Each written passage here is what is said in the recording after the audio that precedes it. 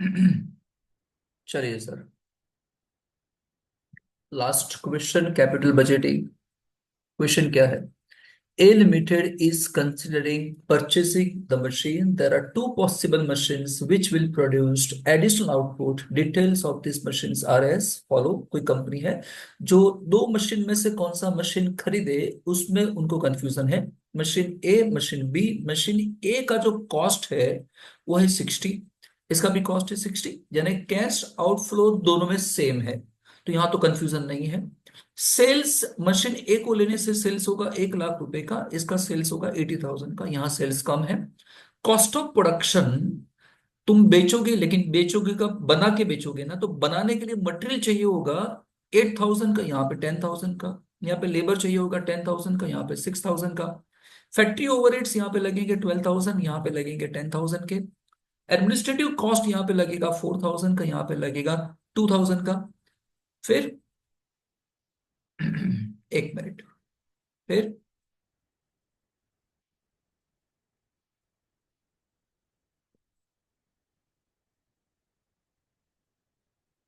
नीचे देखिए।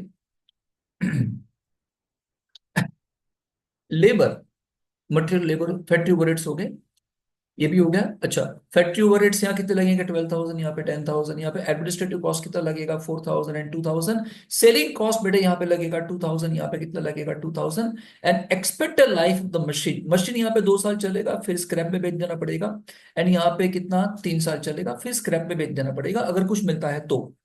Other information, the cost shown above relate to annual expenditure. ऊपर जो कॉस्ट बताया है वो पूरे साल का है। Sales are expected to continue at the rate shown for each year for the full life of the machine. कुछ काम का नहीं है। Tax to be paid, maybe assume 50% tax rate है। The appropriate rate of interest for converting to present value is 10 percentage. On the basis of the fact given above, आपको find करना है।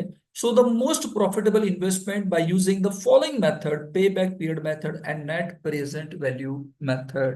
ठीक है, ये हो गया हमारा इतना बड़ा क्वेश्चन का रीडिंग खत्म। अभी आपको डिसाइड ये करना है कि मशीन ए बेनिफिशियल होगा कि मशीन बी बेनिफिशियल होगा। जहां पे भी रिटर्न अच्छा होगा वो हम खरीदेंगे। अब पेबैक पीरियड मेथड हो या नेट प्रेजेंट वैल्यू मेथड हो, यहां पे हमको जो फ्लो चाहिए था, बेटा यहाँ पे जो हमको जो फ्लो चाहिए वो कौन सा चाहिए था पता है ना? हमें जो रिटर्न चाहिए वो कौन सा चाहिए? याद रखने वाली बात है, हमको चाहिए कैश फ्लो, है ना, आफ्टर टैक्स। मतलब हमको कौन सा रिटर्न चाहिए? Profit after tax before depreciation हमको चाहिए, दोनों ही मशीन का। जब तक हम ये फाइंड नहीं करेंगे तब तक हम चुनाव नहीं कर पाएंगे, मशीन ए खरीदे कि मशीन बी खरीदे। आपको पहले पैट बीडी फाइंड करना पड़ेगा, ये आपको फाइंड करना पड़ेगा। ठीक है, कैसे? देखिए मैं आपको फिर मैं आपको वर्किंग नोट की तरफ ले जाता हूं, लेकिन पहले ऊपर ऊपर से समझा देता हूं किस तरीके से फाइंड करेंगे। देखिए यहाँ पे आपको बोला है सेल्स कितना है? 1 लाख का। तो इस 1 लाख के सेल्स में से तुम क्या करोगे? इस 1 लाख के सेल्स में से जितने भी एक्सपेंसेस हो रहे हैं, कौन कौन से एक्सपेंसेस हो रहे हैं? एक्सपेंसेस कौन से हो रहे हैं? मटेरियल हो रहा है, लेबर हो रहा है, फैक्ट्री ओवरहेड्स है, एडमिनिस्ट्रेटिव ओवरहेड्स है, सेलिंग ओवरहेड्स है, ये सब माइनस कर दोगे। फिर डेप्रीशिएशन भी माइनस करोगे, है ना? फिर टैक्स माइनस कर दोगे। समझे मैं क्या कह रहा हूं? सेल्स में से तुम सभी के सभी एक्सपेंसेस क्या कर दोगे? माइनस। जब ये एक्सपेंसेस माइनस करो तो तुम डेप्रीशिएशन भी माइनस कर देना, एक्सपेंस में डेप्रीशिएशन भी तो आता है। फिर तुम्हें मिलेगा प्रॉफिट बिफोर टैक्स, में से टैक्स माइनस कर देना। फिर तुम्हें मिलेगा प्रॉफिट आफ्टर टैक्स, फिर उसमें तुम डेप्रीशिएशन क्या कर देना, प्लस। तो क्या मिल जाएगा तुम्हें? Profit after tax before depreciation मिल जाएगा। सिंपल है। ठीक है, और फिर हम क्या करेंगे? पे बैक पीरियड से और नेट प्रेजेंट वैल्यू से फाइंड कर लेंगे। क्लियर? ये क्वेश्चन इतना क्लियर हो गया। अब मैं जाता हूं आंसर की तरफ, मैं आंसर करने जा रहा हूं। ठीक है, क्वेश्चन क्लियर यहां तक? क्या करना है?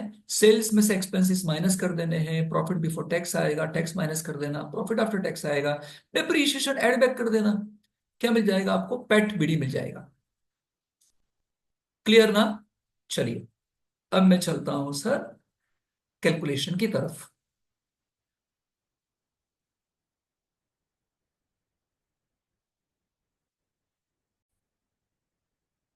चलिए बच्चों देखो सॉल्व कर देते हैं। दो मशीन है, machine A and machine B. This is machine A, this is machine B. Sales of respective machines 1 lakh in machine A, 80,000 machine B. The respective expenses: material expenses 8,000 in A, 10,000 in B. Labor 10,000, 6,000. Factory overheads 12,000, 10,000. Administrative overheads 4,000, 2,000. Selling cost 2,000, 2,000. And the most important thing is depreciation. You need to find out the amount of depreciation. This amount 30,000 and 20,000 is not straight away given in the example. So how to find out depreciation? Depreciation is equal to cost minus scrap divided by estimated life. The cost of machine A is 60, scrap value is not given, so 0, and it lasts for 2 years. So depreciation is 30,000.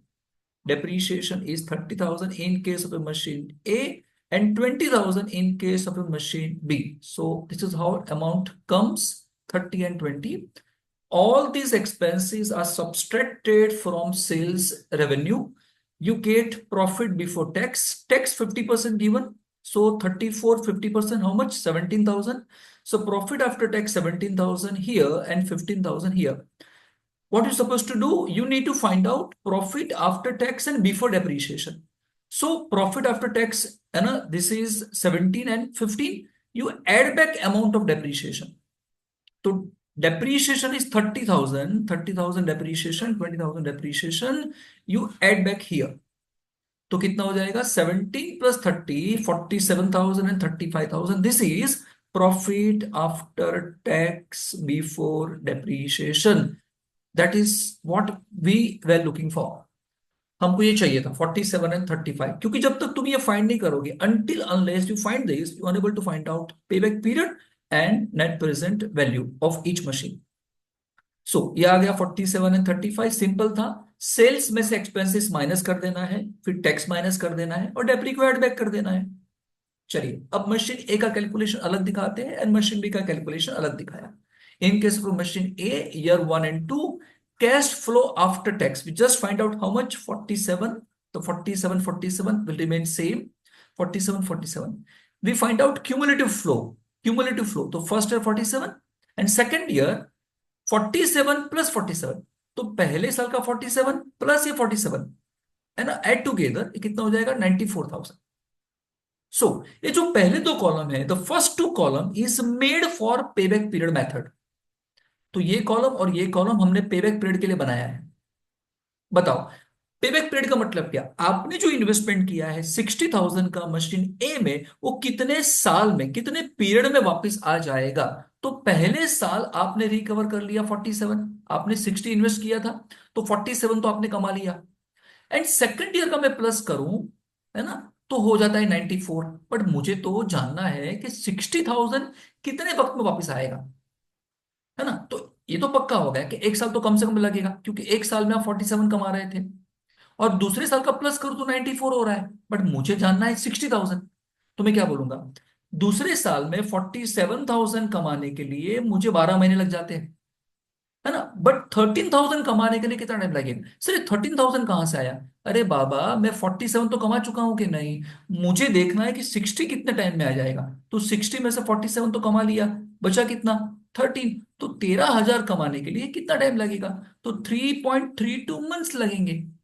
का मतलब क्या हुआ, आपको एक साल and 3.32 months लगने वाले हैं 60,000 को रिकवर करने के लिए। इन द सेम वे यहां पे मशीन बी में आपको लगने वाले हैं एक साल, एक साल एंड 8.57 मंथ। सेम तरीके से फाइंड करना है।